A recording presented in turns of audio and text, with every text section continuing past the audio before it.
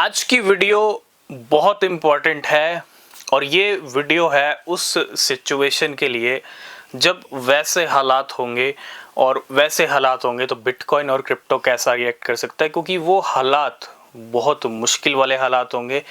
इस टाइम पे जो सिचुएशन चल रही है वर्ल्ड वाइड, आप देख रहे हो एक बड़ा वॉर चल रहा है मिडिल ईस्ट के अंदर, ठीक है।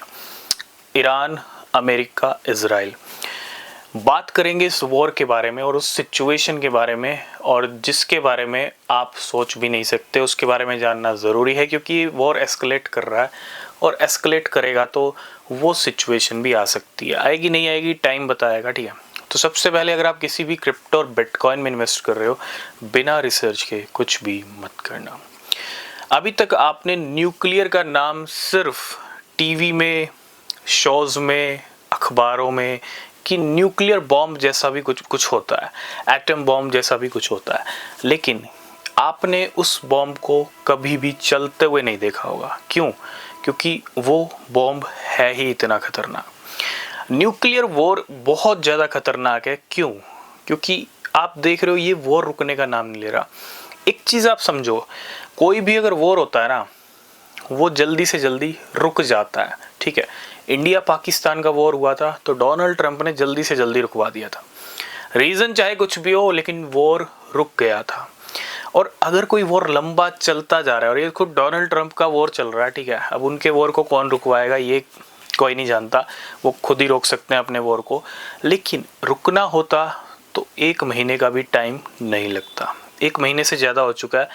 तो अब ये वॉर एस्केलेट कर रहा है। ना तो ईरान मान रहा है, ना तो ईरान स्ट्रेट ऑफ हॉर्मुज़ खोल रहा है। ईरान तैयारी कर रहा है बड़े अटैक की, और डोनाल्ड ट्रंप ने जो टाइमलाइन दी थी वो भी अब ख़त्म होने वाली है। इसके बाद डोनाल्ड ट्रंप ने भी धमकी दी है कि बड़े अटैक होंगे। और इस बड़े अटैक्स के बीच में आप वो चीज़ देखोगे जब इस टाइम पे न्यूक्लियर बटन भी दब सकता है। दबेगा नहीं दबेगा वो डोनाल्ड ट्रंप के हाथ में है, लेकिन अगर गलती से भी न्यूक्लियर चल गया तो उसका इम्पैक्ट बड़ा बैड होगा वर्ल्ड वाइड, ठीक है। जो रेडिएशन है उसका इम्पैक्ट इंडिया तक भी आ सकता है। दिल्ली, बॉम्बे अगर हम बात करें, ईरान पे अगर न्यूक्लियर फेंका जाएगा तो वो अटैक, वो जो रेडिएशन है वो इंडिया तक भी आ सकता है। एक वो वाला इम्पैक्ट तो रहेगा। रेडिएशन इज़ नॉट गुड, लेकिन आप इमेजिन करो उस सिचुएशन में, उस हालात में बिटकॉइन क्रिप्टो मार्केट में क्या होगा। ये कोई नहीं जानता क्या होगा। हो सकता है बिटकॉइन स्काई रॉकेट भी कर जाए, लेकिन उस हालात में सबसे पहले खुद को सेफ करना होगा। इसी के साथ इंटरनेट की भी सर्विस कट सकती है, क्योंकि एक बड़ा वायर उस स्ट्रेट ऑफ हॉर्मुज़ के नीचे से जा रहा है, ठीक है, वो भी कट सकता है। इलेक्ट्रिसिटी का भी क्राइसिस हो सकता है। अगर सिचुएशन बद से बदतर हो गई है तो सारे क्राइसिस आपको देखने को मिलेंगे, ठीक है।